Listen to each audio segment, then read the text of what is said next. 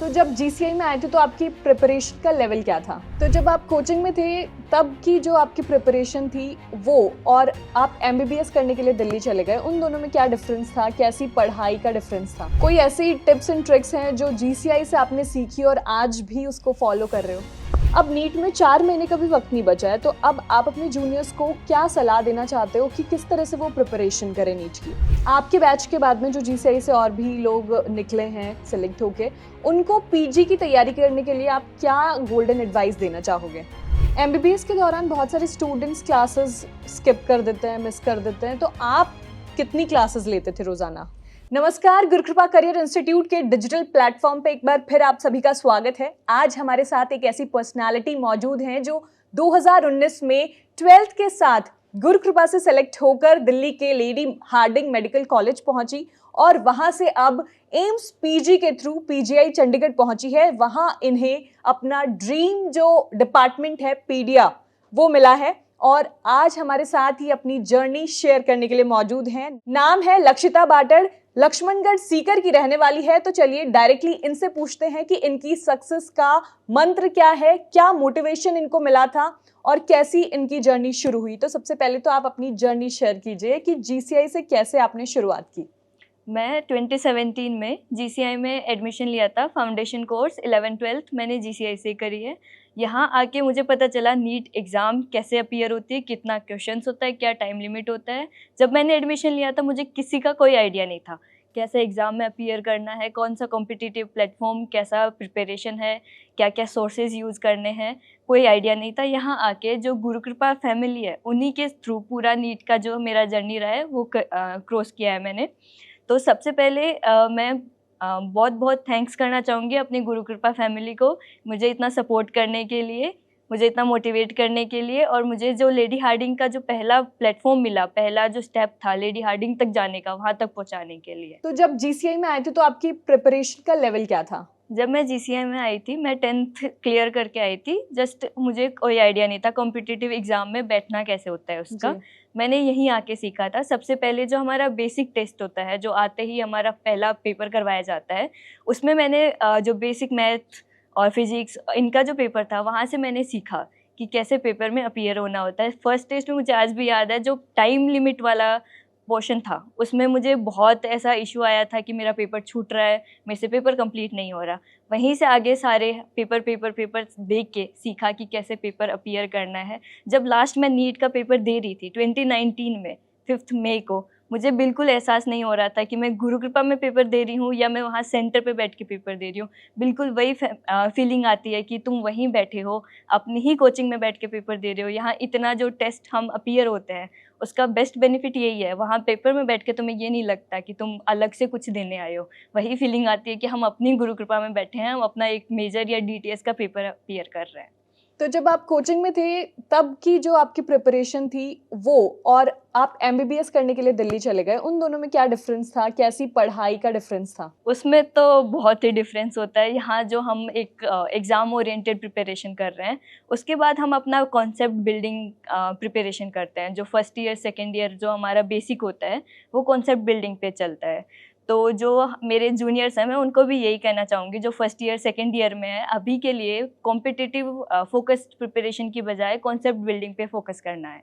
जो हमारा first year second year है उसमें जो हमारे सब्जेक्ट्स हैं उनका डायरेक्ट क्लिनिकली हम अप्लाई नहीं कर रहे हैं, पर कहीं ना कहीं क्लिनिकल कोरिलेशन होगा, वही एग्ज़ाम्स में आता है। जो नीट पीजी का एग्ज़ाम है, चाहे एम्स पीजी का एग्ज़ाम हो, और जो प्रिपेयर कर रहा है उन्हें पता भी होगा कि जो एम्स पीजी है उसमें फर्स्ट ईयर सेकेंड ईयर का ज़्यादा वेटेज है। जो क्लिनिकल कोरिलेशन का रहता है वो ज़्यादा रहता है फर्स्ट ईयर सेकेंड ईयर का बेसिक। प्लस जो हमारी प्रैक्टिकल क्लासेस होती हैं वो ज़्यादा इंपॉर्टेंट होती है। फर्स्ट ईयर की जो प्रैक्टिकल्स होते हैं, थ्योरी कोई भी कवर कर लेगा, पर प्रैक्टिकल में मेरा यही एडवाइस रहता है कि प्रैक्टिकल क्लासेस अटेंड करो। वो तुम्हारे माइंड में एक इम्प्रिंट रहता है कि हाँ ये था। तो जब आप थ्योरी पढ़ोगे तो आपको रटना नहीं पड़ेगा, वो आपके माइंड में रहेगा, अच्छा ऐसे ऐसे तो मैंने किया था। नीट यूजी और एम्स पीजी, इन दोनों में क्या डिफरेंस होता है? नीट यूजी हम 3 सब्जेक्ट्स का लेके चलते हैं, फिजिक्स केमिस्ट्री बायो। थोड़ा तो सब्जेक्ट का वेटेज हो जाता है, उसमें सिर्फ बायो है, पर हमारे पास 19 सब्जेक्ट्स हैं। प्लस टाइम लिमिट, जैसे सेक्शन वाइज पेपर होने लग जाता है।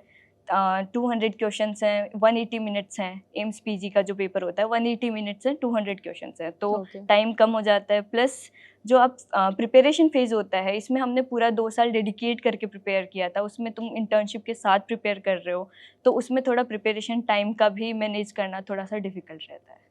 अब आप इतने टाइम बाद में सीकर आए हो, वापस जीसीआई आए हो, तो आपको जीसीआई में कितना क्या डिफरेंस तब से लेकर आज तक का देखने को मिल रहा है?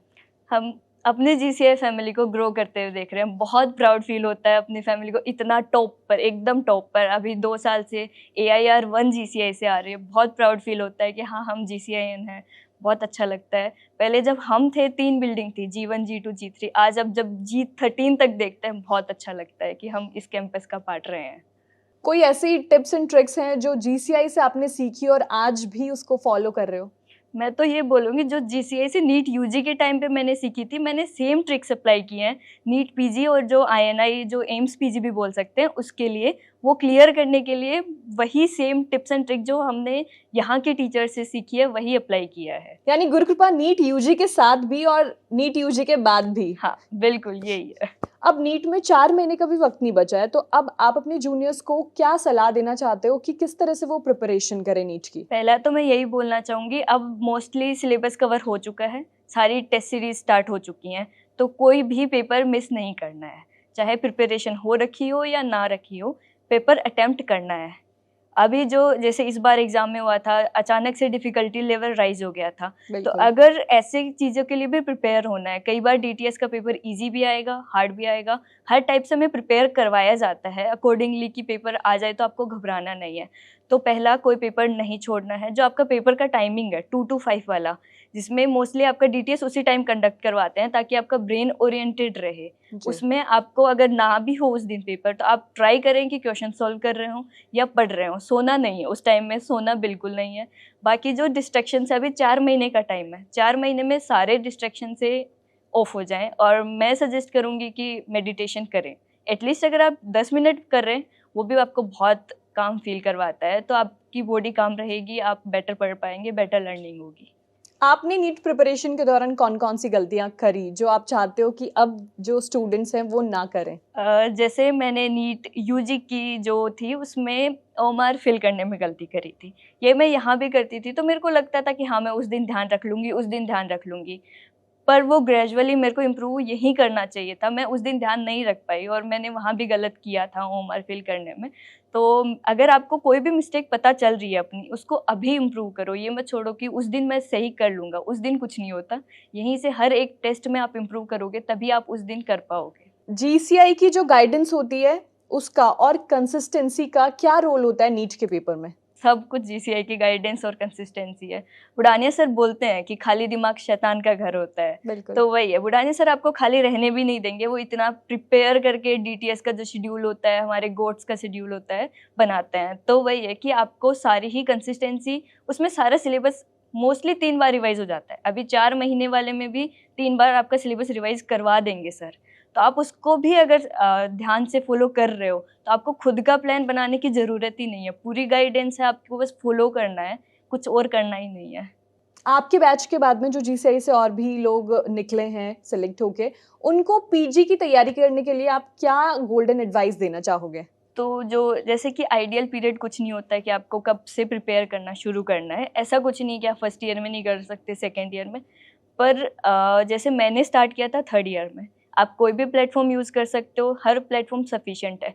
अगर आपको कोई 19 सब्जेक्ट है, उनमें से आपको एक सब्जेक्ट नहीं समझ आ रहा है, आप उसके लिए दूसरा प्लेटफॉर्म किसी से बोरो कर लो। फर्स्ट ईयर सेकंड ईयर में कॉन्सेप्ट बिल्ड करो। अगर फर्स्ट ईयर सेकंड ईयर आपका स्ट्रॉन्ग होगा, तो फाइनल ईयर के सब्जेक्ट जो खुद में बहुत वास्ट हैं, उसमें डिफ़िकल्टी नहीं आती है। और अगर फर्स्ट ईयर वीक है, जैसे एनाटमी है हमारा, एनाटमी के बिना आप गायनी और सर्जरी दोनों से रिलेट नहीं कर पाओगे। तो अगर आपकी एनाटमी आपने बेसिक स्ट्रॉन्ग रखी है, तो सर्जरी और जो हमारी गायनी है उसमें बहुत इजीली आप कोप अप कर सकते हो। उसको अलग से बहुत ज़्यादा ऐसा नहीं है कि बहुत मेहनत लगेगी उसका जो बेसिक समझने में, क्योंकि आपका बेसिक पहले से क्लियर होगा। यही हमारा जो सेकेंड ईयर है, पैथो, फार्मा और माइक्रो, इनका तो दोनों एग्ज़ाम्स में भी वेटेज बहुत ज़्यादा है और इनको स्ट्रॉन्ग होना बहुत ही ज़रूरी है। तो ये है फर्स्ट ईयर सेकेंड ईयर के लिए। थर्ड ईयर के लिए मेरी एडवाइस रहेगी, जैसे जैसे आपकी क्लिनिकल पोस्टिंग चलती है, आप जो हमारे क्लिनिकल सब्जेक्ट्स हैं उनको कवर करना स्टार्ट करें, प्लस क्वेश्चंस थर्ड ईयर से लगाना स्टार्ट कर दें। आप क्वेश्चन सॉल्व करें, जैसे हम यहाँ गुरु कृपा में करते थे कि आपको डेली क्वेश्चंस करना है, आपको जो डेली पढ़ा है उसको रिवाइज करना है। सेम आपको नीट पीजी के लिए करना है। आप जो डेली का वीडियो देख रहे हो या ऑनलाइन प्लेटफॉर्म लिया है तो वीडियो देख रहे हो, या जो ऑफलाइन जा रहे हैं उन्होंने वो क्लास अटेंड करी है, उसको उस टाइम नहीं रिवाइज किया तो वो नहीं याद रह रहा है आपको, तो आपको रिवीजन प्लस क्वेश्चन बैंक करना है। और जैसे जीटी देते हैं, नीट पीजी के लिए जीटी दे रहे हैं हम, तो जीटी जो आप दे रहे हो वो संडे टू संडे देती थी मैं, जैसे हमारे यहाँ गुरु कृपा से हमने सीखा है संडे टू संडे पेपर देना है हमें। और वो संडे बुढ़ानिया सर हमें बोलते थे कि फ्री रहना है संडे को, उसके पेपर के बाद रिव्यू करके फ्री रह सकते हो आप। तो वैसे ही मैं जब जीटी देती थी मेरी प्रिपरेशन में, तो मैं संडे को सुबह उसी पीरियड में जीटी देती थी जिसमें मेरा एग्ज़ाम होना था 9 to 12 या 9 to 12:30। उसके बाद मैं उसको रिव्यू करूँगी, उसके बाद मैंने पूरा दिन ऑफ रखना है ताकि जो आप 7 दिन का जो आपका स्ट्रेस है वो रिलीव हो सके।